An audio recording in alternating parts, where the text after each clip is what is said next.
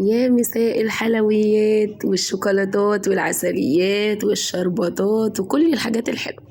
حبايبي وصحابي عاملين ايه؟ وحشتوني جدا جدا من الفيديو اللي فات. يا رب كده ان شاء الله تكونوا بخير وتكونوا في صحة وسعادة وهنا.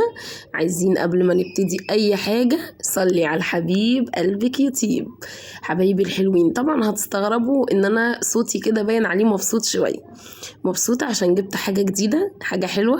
طبعا انا قايله لكم قبل كده ان انا لما بعمل بشتري حاجة جديدة يعني او بعمل فيديو المشتريات ببقى سعيدة جدا، لان انا حرفيا بعشق ان انا اقعد اشتري في حاجات، حتى لو اكل شرب اي حاجات في البيت.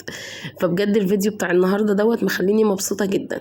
تعالوا معايا اوريكم الحاجة الحلوة اللي انا جبتها وقد ايه هي مفرحاني وخلتني عملت حاجات جديدة جدا. شايفين الحلويات والسعادة؟ شايفين الهنا اللي انا فيها ولاد؟ بصوا اللون، بس انا يعني مش قادرة اقول لكم الالوان عاملة فيا ايه. والله العظيم الوان تحفه، الوان بقى وقماشه ايه، بصوا مش قادره اقول لكم. عايزين بقى تعرفوا ده ايه؟ ده طقم ملايات اطفال، حاجه كده بصوا بجد وهم، حاجه كده جميله جدا.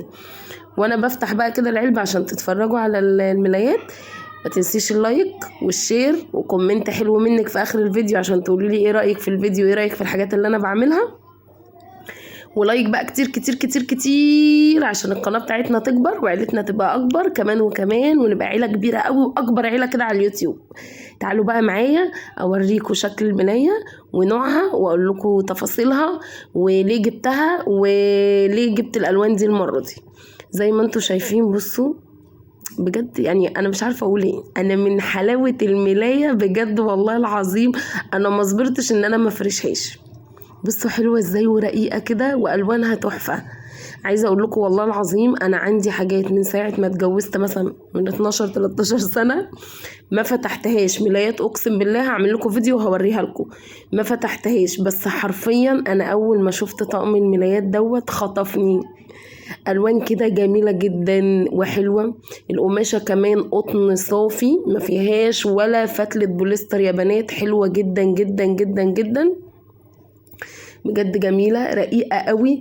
الوان كده متناسقة مع بعض، تحسي كده ان بتعمل هدوء كده، يعني مريحة كده للعين. مش الالوان بقى الفاقعة الاوفر اللي تفرشيها كده مثلا على السرير وتحسي ان انت الدنيا مكركبة من حواليكي، لا بجد الوانها هادية وجميلة ومشيتها تحفة. وبجد كمان الولاد اتبسطوا بيها جدا زي ما انتوا شفتوا. والله العظيم انا ما فتحتها غير معاكم، يعني انا شفتها في المكان اللي انا اشتريت منه. كانوا عارضين منها الوان تانية، بس اللون ده حرفيا انا اول يعني هو الراجل فتح لي العلبة شفت اللون من غير حتى ما امسك القماشة ولا اعمل اي حاجة. بس بجد حلوة جدا جدا. انا جبت الطقم هو ملايتين لسراير الاطفال. هنا كمان طبعا ما نسيتش نفسي انا وجوزي شايفين جبت بقى الطقم كمان للسرير بتاعي، نفس يعتبر فيه درجة من درجات الملاية بتاعت الاطفال. اللون الزيتوني ده حلو قوي قوي قوي، وكمان نازل موضة الايام دي. يعني انا كنت هناك وكان في بنات اللي هم بيجهزوا كده، لقيتهم بيشتروا اغلبية المفروشات بتاعتهم الالوان دي. وقالوا لي ان الالوان دي موضه وحلوه، وبجد فعلا اللون تحفه ومريح للعين جدا. ومش قادره اقول لكم بقى لما فرشته على السرير كان عامل جو ازاي في الاوض، حاجه كده خيال بجد والله. بصي الفرحه مش لمجرد انك اشتريتي الحاجه، لا، ما انت ممكن تبقي مبسوطه وتروحي وتشتري وتيجي تفرشي الحاجه تحس ان هي ما فيهاش زهوه، مش منطقه المكان او عاديه او زي اي حاجه فرشتيها قبل كده. بس بجد الطقم ده حاجة كده تحفة. وكفاية بس القماشة، والله العظيم يا بنات القماشة تحفة، كلها قطن صافي حرفيا بجد والله. والأسعار بقى كمان بصي يعني السعر حلو جدا، مش غالية، سعرها يعني حلو بالنسبة للأسعار اللي احنا فيها اليومين دول والغلا اللي في السوق. بجد جميلة جدا، أسعارها كده يعتبر إلى حد ما كويسة، بس انا شايفاها ان هي رخيصة بالنسبة للغلا اللي احنا فيه. يعني طقم الاطفال انا جايباه اللي هما الملايتين ب 650، وطقم اللي هو السرير بتاعي الكبير عامل 600 جنيه. الملايات الاطفال معاها كيس مخدة كبير وكيس خدادية صغير، كل ملاية معاها كده كيس مخدة كبير وكيس خدادية. وطقم الملايات بتاع السريري معاه كيسين مخدة كبار وخداديتين صغيرين. كيسين برضو. بجد الالوان جميله جدا. طبعا زي ما اتعودت مفيش حاجه بشتريها غير لما لازم اطلع اوريها لكم عشان تتبسطوا معايا وتبقوا مبسوطين كده زيي وفرحانين، وتتشجعوا ان انت لو معاكي قرشين كده مدكناهم على جنب تجيبي بيهم حاجه مفيده للبيت. عايزه اقول لكم والله العظيم انا فرشتهم بقى، ان شاء الله ان شاء الله هنزل لكم الفيديوهات بتاعه الروتين اللي انا عملته، وهوريكم المنظر لما اتفرشوا على السراير قد ايه مديين جو للقوه حلو قوي وشكلهم حلو قوي. هنا بقى كمان طبعا انا بغسل شويه الرز الجمال دول. انا كان عندي مشوار وكان لازم المشوار ده اجهز له في وقت معين يعني، فيا دوبك رجعت من الشغل قعدت بقى افكر اعمل اكل ايه، حاجه كده تبقى سريعه وفي نفس الوقت ما كنتش عايزه يبقى في بواقي اكل في البيت، لان احنا كنت رايحه مشوار ومش عارفه كنت هرجع ولا هبات بره ولا ايه. فقلت خلاص اسرع حاجه بقى ان انا اعملها اعمل كده شويه رز ابيض واقطع سلطه واجيب سمك مشوي. انا حتى اشتريت السمك المشوي من بره ما عملتوش في البيت. فوانا راجعه كده من الشغل عديت على الراجل نقيت السمك ووصيته يشويهولي، وقلت بقى اروح اعمل شويه رز ابيض، لان السمك المشوي بالنسبه لنا يعني رز ابيض. لما بعمل سمك مقلي بعمل له الرز اللي هو الاحمر اللي هو بيسموه سمك الصياديه ده. فقلت بقى اعمل كده غدوه خفيفه بحيث ان احنا ناكل نلم الاكل ما يبقاش فيه بواقي اكل باقيه، عشان لو بت بره او حاجه الاكل ما يفضلش مثلا في التلاجة ويبوظ. فعملت زي ما انتوا شفتوا بقى شويه رز وشويه السلطه، وجبنا بقى السمك من عند الراجل. عايزه اقول لكم الاكل كله كان سخن في سخن، واحنا اصلا من عشاق السمك المشوي، يعني احنا لو كلنا كل يوم سمك مشوي انا وولادي وجوزي ما عدا مالك عشان مالك ملوش في السمك اصلا، احنا ما بنزهقش.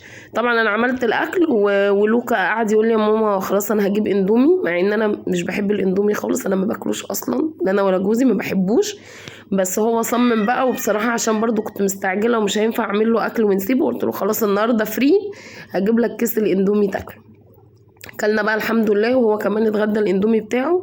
وقلت بقى طبعا قبل ما نمشي بما اننا ستات بيوت كده نضاف وجمال ما نسيبش حاجه ورانا، غسلت بقى كمان شويه المواعين اللي كلنا فيهم، هم مش كتار قوي، بس انا لما بحب يكون عندي مشوار حتى لو مش هبات بره، يعني لو انا مثلا عندي مشوار هاجي من الشغل وهنزل مشواري وعارفه ان انا هرجع متاخر او حاجه، احب ان انا اسيب بيتي نظيف، مش هبقى نازله بقى واللي هو لا خلي المواعين لما ارجع ما اعرفش. لا انت حتى لو نازله مشوار ساعه ورجعت طبيعي هترجعي من المشوار تعبانه مهدوده، ممكن تكوني نازله المشوار ده هتمشي، او حتى لو نازله تتمشي انت وولادك هترجعي مثلا مهدوده مثلا من اللف من التعب. الولاد بقى وانت ماشيه برضو الولاد الصغيرين بيتبهدلوا بقى، ما كنتش شويه ماما هاتي كذا، ماما عايزين كذا، ماما مثلا عايزين ندخل الحمام، فبرضو بتبقي مرهقه بره.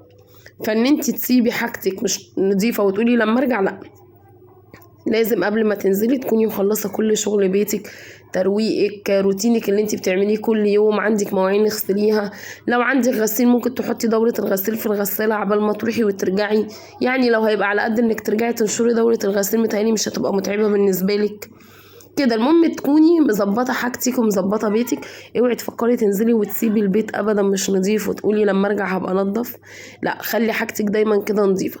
وبعدين ما انتيش ضامنه ممكن ترجعي من المشوار مجرد ما تدخلي تلاقي ضيف جايلك فجاه، حصل ظرف وحد جالك يخش يلاقي بيتك مش نظيف، لا احنا كلنا ستات بيوت امامير ونضاف وجمال، فلازم ما نبقاش سايبين ورانا حاجه، الدنيا تبقى نظيفه. ما تقوليش لا اصل انا هروح مشوار وانا تعب نفسي في البيت ولسه هنزل المشوار، لا صدقيني والله ده هيفرق معاكي كمان في نفسيتك. لما تبقي عندك خروجه او مشوار او وراكي اي حاجه وتسيبي بيتك نظيف، اول ما ترجعي وتدخلي البيت وتلاقي الدنيا مترتبه ما وراكيش اي حاجه، نفسيا كده تبقي قاعده مرتاحه بجد والله العظيم. طبعا هنا عملنا بقى زي ما قلت لكم الاكل وغسلنا المواعين. كنا بقى خرجنا رحنا مشوارنا ورجعنا ما بيتناش بره بصراحه. فبالليل بقى طبعا الجو كان حر، اليوم ده اصلا الحراره كانت عاليه جدا. فاول ما رجعت كده كنت عامله عصير مانجا للولاد وكنت حاطاه في التلاجة. اول ما رجعت طبعا رحت صب عصير وقعدت اشرب انا وهما، لان بجد فعلا الجو كان حر جدا وكنا محتاجين ان احنا نشرب حاجه ساقعه.